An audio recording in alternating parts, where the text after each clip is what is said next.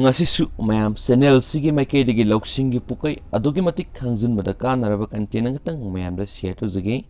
mayam loifuk taminasi aduga mayam ngasigi content sigi mamingna scientist singbu ahing tumba yahandriba covid-19 virus ki anoba variant sing haiba topic sigi matangna mayam da share to jage aduga mayam sigi content si nungai kanabi khalagadi sungjai shoidana mayamna video sibu like tawbiramo amasum share tawbiramo amasum channel sibu pukning thokat piramo haina channel sigi makedigi mayamda haijari scientist singbu ahing tumba yahandriba covid-19 virus ki anoba variant sing hauji ki oina scientist singbu ahing tumba yahandaba makai laita handriba covid-19 virus ki anoba variant singi masing asi punna marini haibiyai England gi kha nongpok thangba sarukta ihan hana thengnakiba variant adu haujuk phawbda yamdrabda laibak yankhaida sandokpa thengnare hairiba variant asina hanagi variant singdigi sandokanbagi sang yamna wangi South Africa amaso Brazil da thengnakiba variant sing adudi aduk hakna paksana sandoktri adubu makoida genetic singi pukning singsinba mutant singi saru masak ama yauri masigi mathangdana anoba variants ama amuk California da thengna khre haidi sengna hairabada handak matam khara si aikoi ningthina tumba phangdare haina Rockefeller University da molecular immunologist ama oriba Dr. Christian Gabler na haidi Dr. Christian Gabler haksangi immune system na COVID-19 virus infection da response tawbagi maramda thizilliba scientist amani haujuk phawbagi oina scientist singbu tumpham safam khangandriba COVID-19 virus ki anoba variant sing adugi maramda makhara piri researcher singi list ki makok da laidiba asi Britain da ihan hana thengnakiba B.1.1.7 haina mingthonba variant asini COVID-19 virus ki anoba variant asina pandemic ki phibam lushil halakpa yai haina US Center for Disease Control and Prevention CDC na section wa thamkrabani adubu CDC gi Office of Advanced Molecular Detection gi director Gregory Armstrong phungdokibadadi anoba variants asina hanagidudagi sathiba henba natraga tabalati masina hospitalization natraga mi sibigi sangda khenaba amata thwandi haiba wafam thamli aikoina khangbagi matung inadi anoba variants asisu hanagiduna sapmanaba mawongda sandu I hainasu makna makhatana su phungdoki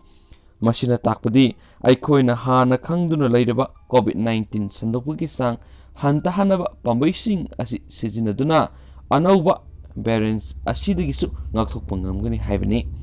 pambaising adudi mask upa social distancing ngakpa miyam punba maphamda sangdaba amasung khuttoina hamba haiba asini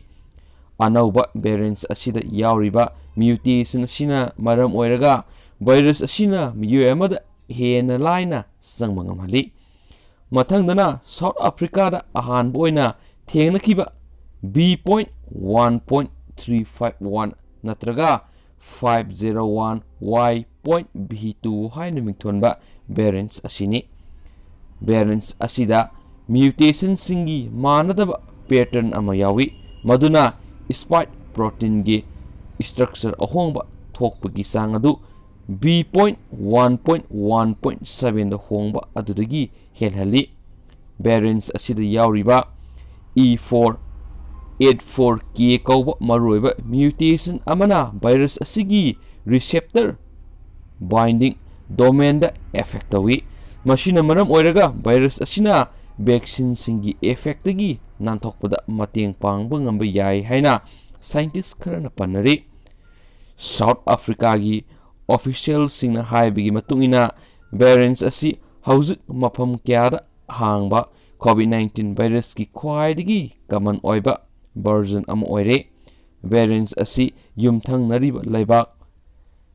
Zambia dasu phangli amadi tungan tungan ba laibak kun dasu thengna kri hari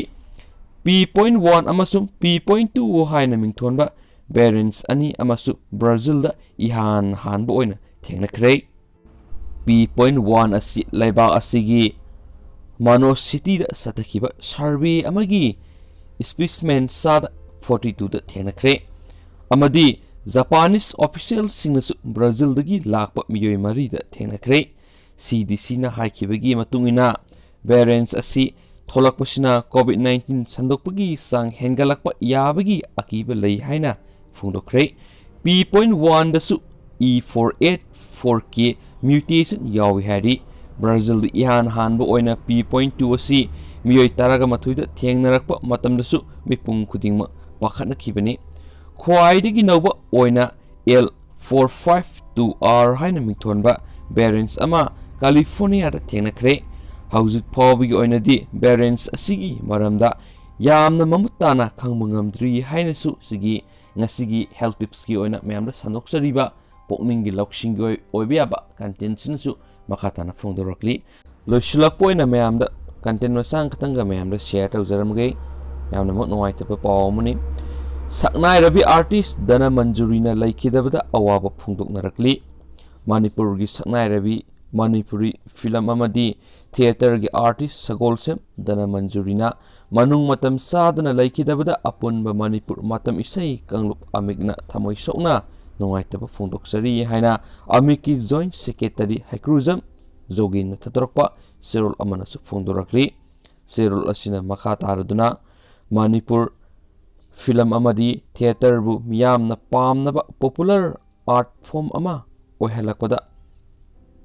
Achoba thodang norambi Manipur imagi achangba ningol asina laikidabasina Manipur film amadi theater gilamda mentionba ngamnaroidaba achoba mangjaba ama lehoragani. Laikidrabi imung manungi awabadasu lup asina saruk yajabaga loinana laikidrabigi thawaina mapugi khuyada ingna tapna lairunaba amiki member na thaunijari.